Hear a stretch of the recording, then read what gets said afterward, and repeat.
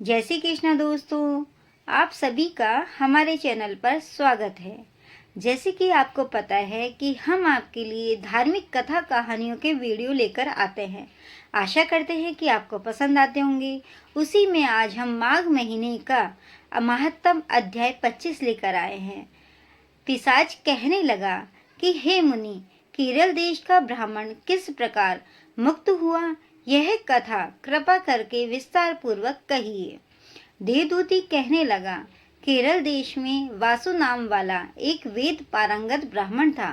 उसके बंधुओं ने उसकी भूमि छीन ली, जिससे वह निर्धन और दुखी होकर अपनी जन्मभूमि त्याग कर देश विदेश में घूमता हुआ किसी व्याधि से ग्रस्त होकर मृत्यु को प्राप्त हो गया, अर्थात मृत्यु हो गई उसकी।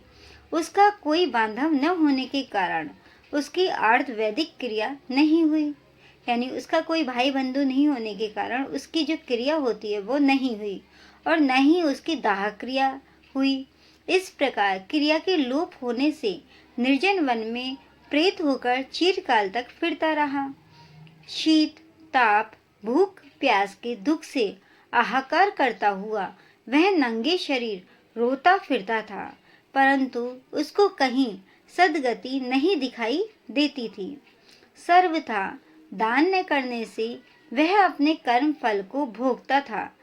जो लोग अग्नि में आहुति नहीं देते, अर्थात यज्ञ नहीं करते, भगवान का पूजन नहीं करते, वे आत्मविद्या का अभ्यास नहीं करते, अच्छे तीर्थों से विमुख रहते हैं, यानी तीर्थों का दर्शन नहीं करते, जो लोग दुखी लोगों को स्वर्ण वस्त्र तांबुल रत्न फल तथा जल नहीं देते, अर्थात दान नहीं करते, तथा छल कपट से जीविका प्राप्त करने वाले, दूसरों तथा स्त्रियों का धन हरने वाले, पाखंडी, कुटिल, चोर, बालवृद्ध तथा आतुर और स्त्रियों पर निर्भयता करने वाले, आग लगाने वाले, विष देने वाले, झूठी गवाही देने वाले, कुमार्ग पर चलने वाले, माता पिता, भाई बहन, संतान तथा अपने स्त्री का त्याग करने वाले, जो सब तीर्थों में दान लेते हैं, पालन करने वाले,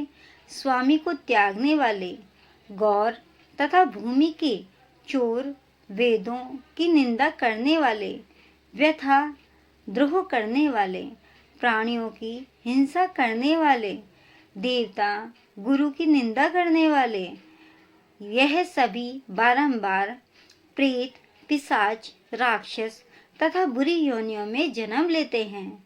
ऐसा ऋषि ने बताया कि ऐसे कर्म करने वाले प्रेत, पिशाच और राक्षस आदि बुरी योनियों में जन्म लेते हैं।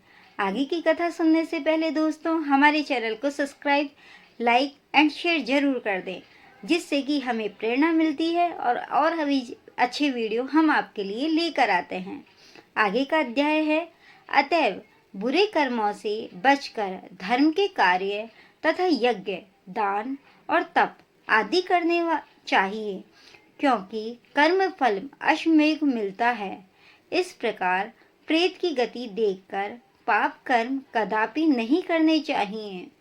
ब्राह्मण कहने लगा कि इस प्रकार उस केरल ब्राह्मण ने उस पर्वत पर अधिक समय व्यतीत करके एक मार्ग में एक पथिक को देखा, जो 2 गगरियों में त्रिवेणी का जल लिए हुए था।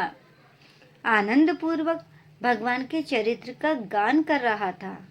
प्रेत ने उसका मार्ग रोककर कहा कि तुम ठहरो, डरो मत, इस गगरी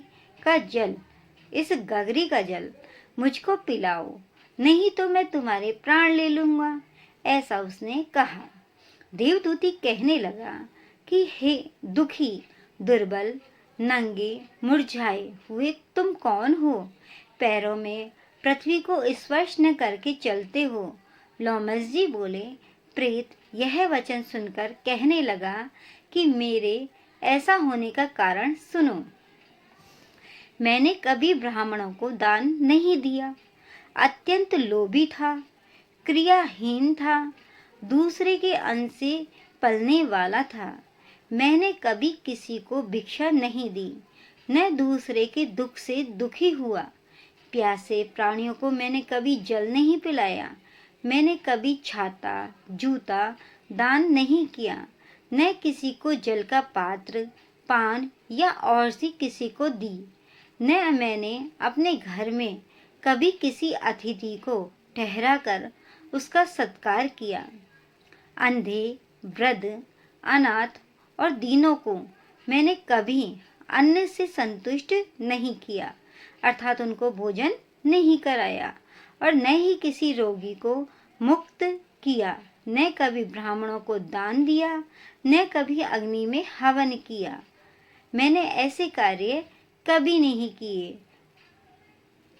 वैशाख आदि मास में किसी को ठंडा जल नहीं पिलाया। न ही मैंने बड़े या पीपल का कोई वृक्ष लगाया, न किसी प्राणी को बंधन से छुड़ाया।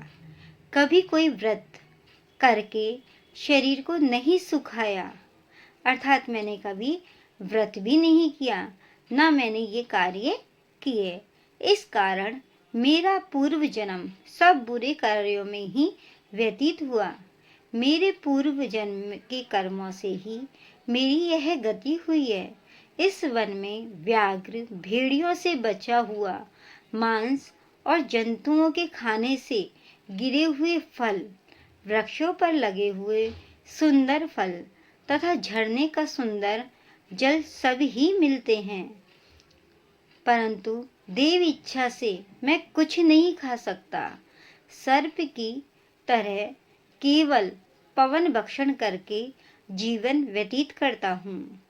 बल, बुद्धि, मंत्र, पुरुषार्थ से लाभ हानि, सुख दुख, विवाह, मृत्यु, जीवन, भोग, रोग तथा वियोग में केवल भाग्य ही कारण होता है। कुरूप, मूर्ख, कुकर्मी, निंदित तथा पराक्रम से हीन मनुष्य भी भाग्य से ही राज्य भोगते हैं। काणे, लंगड़े, लूले, नीतिहीन, निर्गुण, नपुंसक भाग्य से राज्य प्राप्त करते हैं। ऐसा उस पिशाच ने बताया। पर्वत पर भी बलवान राक्षस पिशाच रहते हैं, जिनमें से कभी कभी कोई कोई कहीं कहीं वन में फिरते हुए अपने कर्म के अनुसार अन्न जल प्राप्त करते हैं, परंतु आपको उनका भय नहीं होना चाहिए, क्योंकि धर्मात्मा पुरुषों की उनकी पवित्रता ही रक्षा करती है। अगर कोई आपको पिशाच मिल जाए तो अगर आपकी पवित्रता है वो आपकी रक्षा करेगी, इसलिए उनसे डरना नहीं चाहिए। ग्रह, नक्षत्र, देवता सर्वथा धर्मात्माओं की रक्षा करते हैं। यह पिशाच आप जैसे भक्त की तरफ आंख उठाकर भी नहीं देख सकते। अगर आप जैसा कोई ऋषि, धर्मात्मा, भक्त हो तो पिशाच आपका कुछ नहीं बिगाड़ सकते। ऐसा उस पिशाच ने कहा। जो नारायण भगवान की भक्ति से पवित्र रहता है, उसको प्रेत, पिशाच, पूतना कोई बाधा नहीं दे सकते। भूत, वेताल, पिशाच, गंधर्व, काकिन, शाकिन, ग्रह, रेवती, यज्ञ, मातृग्रह, भयंकर ग्रह, कृत्या, सर्प, कुष्मांड तथा दूसरे दुष्ट जंतु पवित्र वैष्णव की तरफ देख भी नहीं सकते। जिसकी जीवा पर गोविंद का नाम है, हृदय में वेद है तथा श्रुति विद्वान है, जो पवित्र और दानी है, उनको कभी भय नहीं हो सकता। हे ब्राह्मण, इस प्रकार कर्मों का फल भोगता हुआ मैं यहाँ रहता हूँ, ऐसा सोचकर मैं शोक करता हूँ। एक बार मैं जनवांगलिनी नदी के किनारे पर गया था। वहां पर घूमते हुए मैंने सारस के वचनों को सुना था। सारस के वचनों को सुना मैंने वहां पर।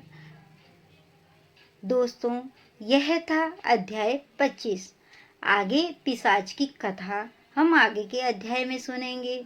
तो दोस्तों, आपका यह अध्याय कैसा लगा हमारे कमेंट बॉक्स में लिखकर कमेंट जरूर करें, जिससे कि आपको पुण्य की प्राप्ति हो।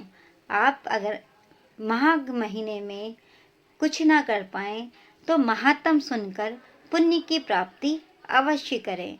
जय श्री कृष्णा दोस्तों। कमेंट बॉक्स में जय श्री कृष्णा लिखना ना भूलें। जय श्री कृष्णा लिखकर पुण्य प्राप्ति करें।